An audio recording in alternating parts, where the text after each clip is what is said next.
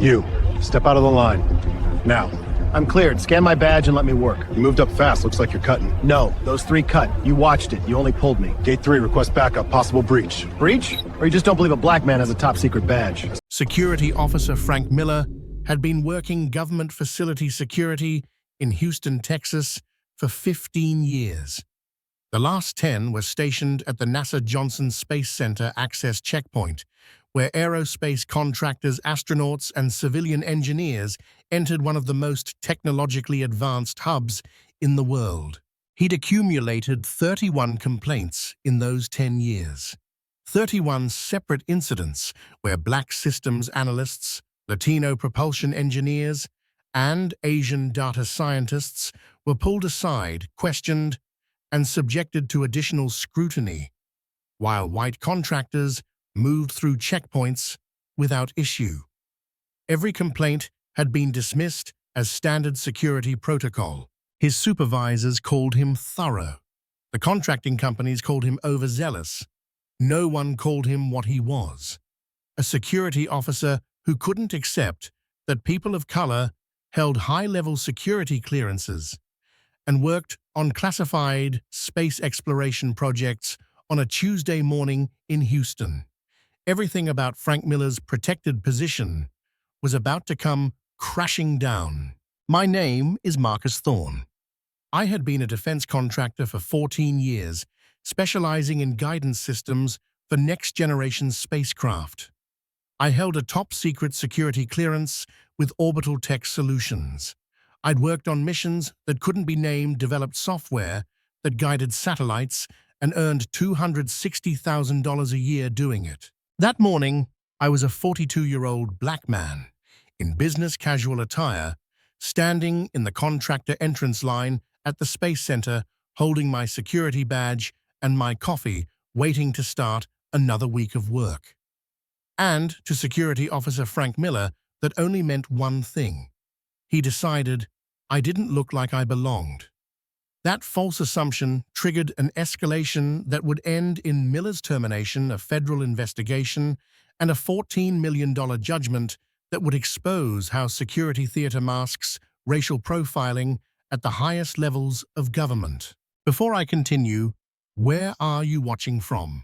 If this is your first time here, please hit that subscribe button. Stories like these need to be shared, and your support helps us bring more truth to light. The Johnson Space Center, the hub of human spaceflight training and flight control, located in Houston, Texas, a massive complex of 100 buildings on 1,620 acres, housing 3,000 civil servants and over 10,000 contractors who came daily to work on everything from mission control to astronaut training to robotics. Security was layered. Intense bureaucratic multiple checkpoints, badge scans, ID verification, random searches. This was a campus where security wasn't just important, it was a lifeline. I had grown up in Chicago, the son of a mechanic and a nurse. I discovered aerodynamics early, building model rockets in middle school, coding flight simulators in high school. I'd earned an aerospace engineering degree from Georgia Tech, then landed an entry-level position with a major contractor at 25. My talent was obvious immediately.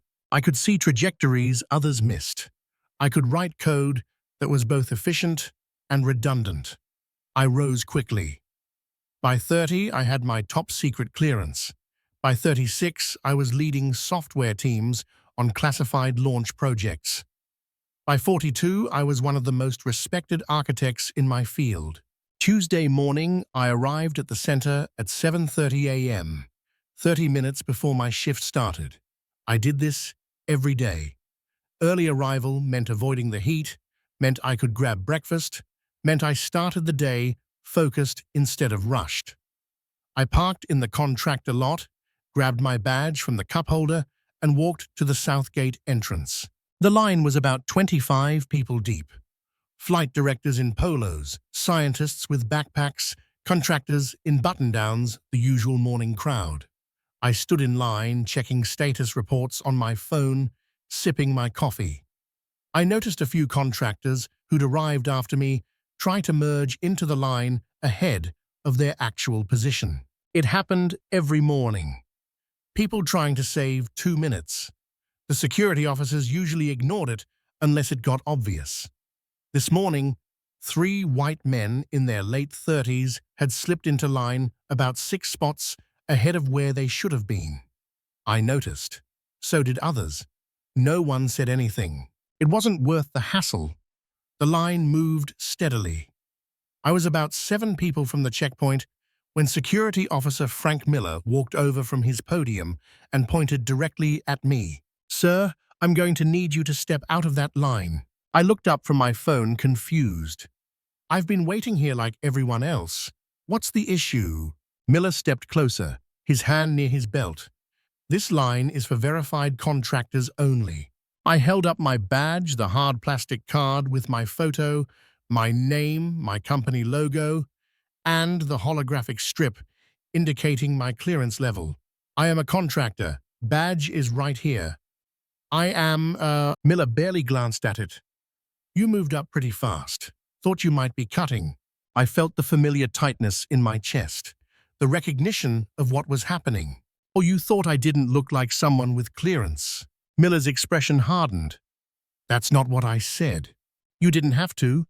My voice stayed level, but my words were sharp. "But we both know why you pulled me out of line, and not the 3 white contractors who actually did cut ahead." I gestured toward the 3 men who were now closer to the front. "They got here after me. They merged into line. You saw it. Everyone saw it. But you pulled me out."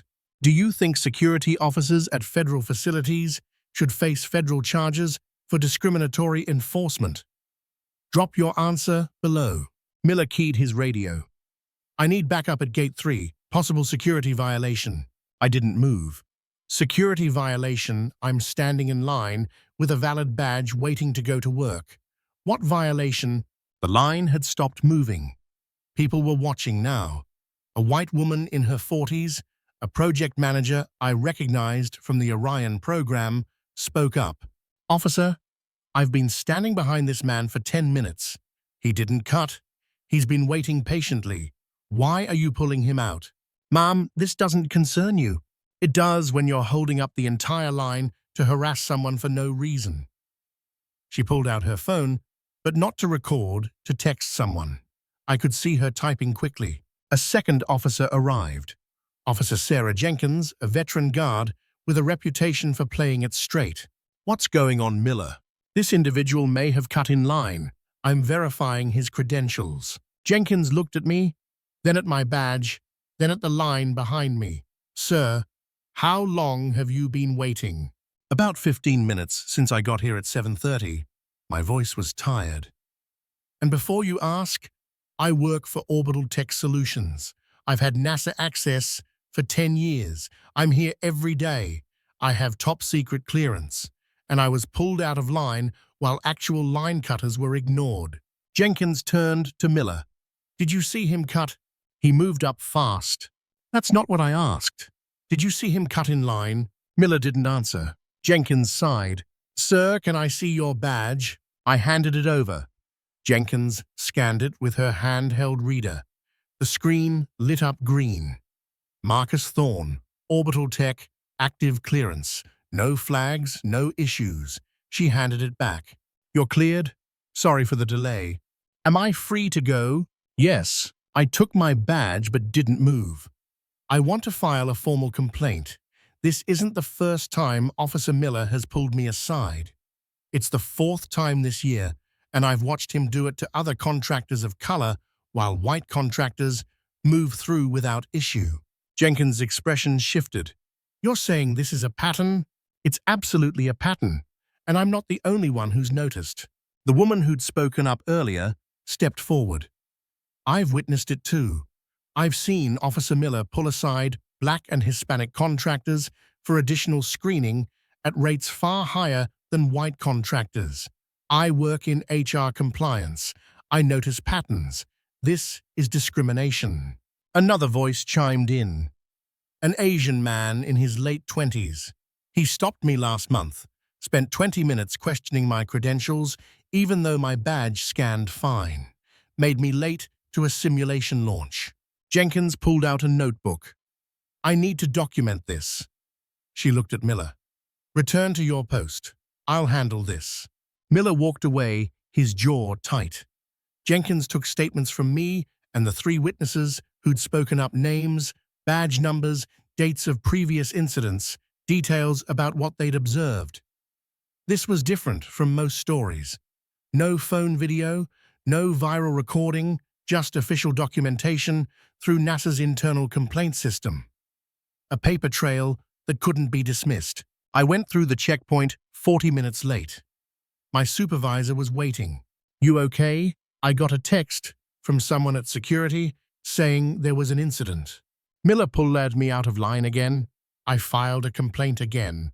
My supervisor, a white man in his 60s named Tom, shook his head. "That guy's got a reputation. Multiple contractors have mentioned him, but nothing ever seems to happen. Maybe this time will be different. I got witnesses, I got documentation, and I'm not letting it go." My work that day was distracted.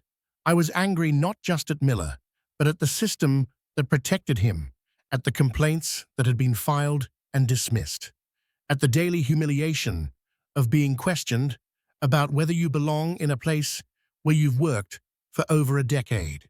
During lunch, I called the Orbital Tech Legal Department. I need to report a discrimination incident at the Johnson Space Center gate. Legal took my statement seriously. Orbital had 120 contractors working on site. If their employees were being systematically harassed, that was a contract issue. Within 2 days, Orbital's legal team had contacted NASA's Office of Diversity and Equal Opportunity. Within a week, a formal investigation was launched. But here's what made this case explode. The Space Center has cameras everywhere. Every checkpoint, every corridor, every turnstile, all recorded, all time stamped, all archived. The investigation pulled security footage from the South Gate for the past 12 months. They analyzed every interaction Officer Miller had with contractors. The data was devastating. Over 12 months, Miller had conducted additional screening on 380 contractors. 310 of them were people of color. 70 were white. When controlling for the actual demographic breakdown of contractors using that checkpoint, the disparity was stark. Miller screened black contractors at a rate 12 times higher than white contractors, Latino and Asian contractors at 10 times higher. But it got worse. The footage showed incidents where white contractors actually did violate protocols, cutting in line, using expired badges, failing to properly display credentials. Miller let them through with verbal warnings. Meanwhile, contractors of color with perfect credentials were pulled aside for extensive questioning. NASA takes security seriously, but they take discrimination and security enforcement even more seriously. Because if security procedures are applied based on race rather than actual risk, the entire system is compromised. You're not making things more secure. You're just harassing people. Should federal contractors receive automatic legal support when facing discrimination at government facilities? Let me know what you think. Officer Frank Miller was placed on administrative leave 3 weeks after I filed my complaint. The investigation had revealed the pattern. But more importantly, other contractors started coming forward.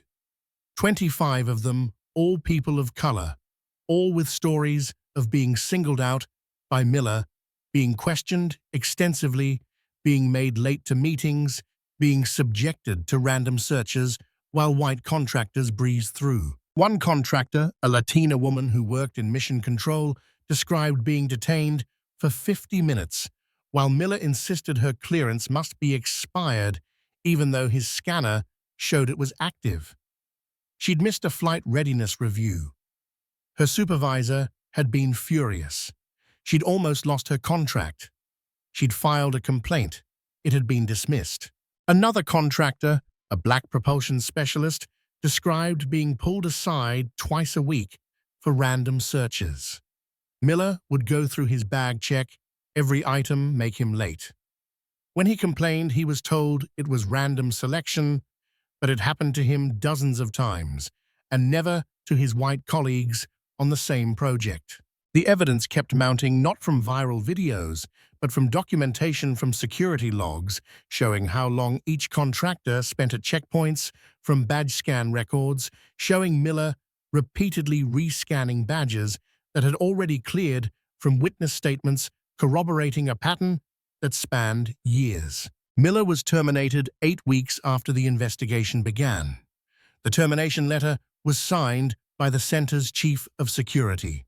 Officer Miller engaged in discriminatory security enforcement over multiple years. He subjected contractors of color to enhanced screening based on race rather than security protocols. His actions violated federal equal employment regulations, NASA anti-discrimination policies, and the trust essential to our security operations. His security clearance is revoked. His employment is terminated immediately. He is barred from working at any federal facility. Miller tried to fight it. His union backed him initially. He claimed he was just being thorough, but the data destroyed his defense. 380 additional screenings. 82% people of color. Security footage showing white contractors violating protocols and being waved through. Witness testimony from dozens of contractors. Federal investigators documenting the pattern. The lawsuit came 5 months later. 26 plaintiffs, me, and 25 other contractors who'd been systematically harassed by Miller. The defendant was the private security firm that employed Miller and the Space Center management for negligent supervision. The claims were extensive. Racial discrimination in security enforcement, violation of federal civil rights, hostile work environment, negligent hiring, and supervision interference with federal contracts. This wasn't just about hurt feelings. These contractors had been late to classified meetings. Some had faced discipline from their supervisors. Some had nearly lost security clearances because Miller's harassment had created patterns of tardiness. Some had been assigned to different projects because they couldn't reliably get through checkpoints on time. The financial damages were real. The case settled before trial.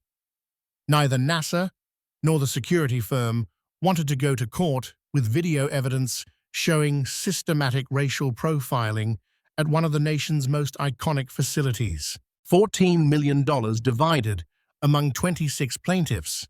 I received $2.3 million. The others received between $300,000 and $1.2 million, depending on the severity of their harassment and career impact. But the settlement came with something else: comprehensive reform. The Space Center implemented a new security checkpoint system with federal oversight. All additional screenings must be logged with specific justification. Monthly audits to identify racial disparities in screening rates. Immediate investigation of any security officer showing statistical patterns of bias. Contractors given direct access to the EEO complaint system without going through the security chain of command. Annual anti-discrimination training for all security personnel, with a specific focus on unconscious bias in security decisions. The security firm that employed Miller lost their NASA contract. Hundreds of millions of dollars in annual revenue gone because one officer couldn't stop profiling people of color and the company couldn't stop him. I testified before a congressional committee on discrimination in federal security operations. I held a top-secret clearance for 10 years. I said, my voice steady and precise. I worked on systems that guide astronauts safely home. I had access to information that could damage national security if mishandled. The government trusted me with secrets, but a security guard couldn't trust that I belonged in the building. I paused. Officer Miller saw my skin color and decided I was suspicious, not based on my behavior, not based on intelligence, not based on any actual security concern, just based on his bias. And he did it to hundreds of us, made us late, made us look unreliable, put our careers at risk, all while actual security threats walked past him because they were white. The committee members listened. Some took notes. Others looked uncomfortable. If security procedures are applied differently based on race, you're not improving security, you're destroying it. You're teaching officers to focus on skin color instead of actual threat indicators. You're harassing the very people who are working to protect this country's assets. And you're telling everyone watching that bias is acceptable as long as you call it security protocol. NASA used my case as a complete reset of contractor security procedures. New training programs developed, security officers taught to recognize the difference between actual suspicious behavior and racial profiling. Data analytic systems implemented to track screening patterns in real time. Immediate alerts when any officer shows statistical disparities. But for me, the damage lingered. I still worked at the Space Center, still had my clearance, still did my job, but checkpoint mornings filled me with anxiety. I'd arrive extra early, giving myself buffer time in case I got pulled aside. I'd make sure my badge was prominently displayed. I'd avoid any behavior that could be interpreted as suspicious. I'd become hyper-aware of security officers watching me. 6 months after Miller's termination, I was going through the checkpoint on a Wednesday morning. A new security officer I'd never seen before waved me to secondary screening. My heart rate spiked. Not again, but this time was different. The officer checked my badge, smiled apologetically, explained it was random selection, and had me through in 90 seconds. Professional courteous, no bias. I realized I'd been holding my breath. The hypervigilance was permanent. Now, even when interactions were normal, I expected them to go wrong. That's what trauma does. It rewires your threat detection, makes you see danger even when it's not there. Miller had done that, had taken my sense of security and replaced it with constant vigilance. I started mentoring young contractors of color entering the aerospace industry. I taught them about security clearances, about documentation, about knowing their rights, but I also taught them about the reality they'd face. You're going to be questioned more than your white colleagues, I'd tell them. You're going to be subjected to more scrutiny. It's not fair. It's not right. But it's real. So document everything. Build relationships with fair officers. Know who to call when you're being profiled and never ever accept it as normal. One young black engineer asked me, "Does it get better? Do they eventually accept you, belong, D?" I thought about how to answer honestly. Some do, most do, but there will always be someone like Miller who sees your skin color before your credentials. The goal isn't to make them comfortable with your presence. The goal is to build systems that stop them from acting on their bias. 3 years after the incident, I was promoted to senior systems architect. My projects expanded. My influence grew. My success was undeniable. But I never forgot the morning I was pulled out of line. Never forgot the assumption that I didn't belong. Never forgot watching white contractors violate protocols while I was scrutinized for existing. I used my platform to push for change. I consulted with other government agencies on security protocols that didn't rely on racial profiling. I worked with civil rights organizations to train contractors on documentation and complaints. I turned my harassment into a career of ensuring others didn't face the same treatment. But late at night, when I couldn't sleep, I'd think about all the contractors who'd been harassed by Miller and never complained, who accepted it as the price of working in secure facilities, who internalized the message that they didn't quite belong, who carried that burden silently because they needed the job, needed the clearance, needed to prove themselves in an industry that questioned their presence. The real question is what changes now? Do federal facilities finally understand that security procedures must be applied equally regardless of race? Do they finally train officers to focus on behavior, not bias? Do they finally create accountability that stops patterns before they reach hundreds of victims? Because if we don't fix the systems that protected Frank Miller through 31 complaints and hundreds of discriminatory screenings, if we don't address the bias that teaches security officers to see people of color as inherently suspicious, if we don't demand that national security includes security from discrimination, then we're just waiting for the next checkpoint, the next officer, the next contractor who gets told they don't look like they belong in spaces where they've earned access. Officer Miller's career is over. That's consequence. I received a settlement. That's accountability. But money and termination don't change the fact that hundreds of contractors were harassed over a decade. They don't address the meetings we missed, the supervisors we disappointed, the careers we almost lost. They don't fix the trauma of being questioned about belonging in a place where you work every day. I still work at the Space Center. I still hold my top-secret clearance. I still advance space exploration with my work. But every Tuesday morning when I stand in that contractor line, a small part of me wonders if today will be the day someone decides I don't look like I belong. That vigilance never fully goes away. That's the cost that settlements don't cover. Comment below if you think security officers who show statistical patterns of racial bias should face automatic federal prosecution, not just termination. And if you believe stories like this need to be told, if you think accountability matters, and security procedures can't be a pretext for racism, then hit that subscribe button, because we're going to keep exposing these patterns. We're going to keep demanding that federal facilities fire officers who harass hundreds of contractors before anyone notices.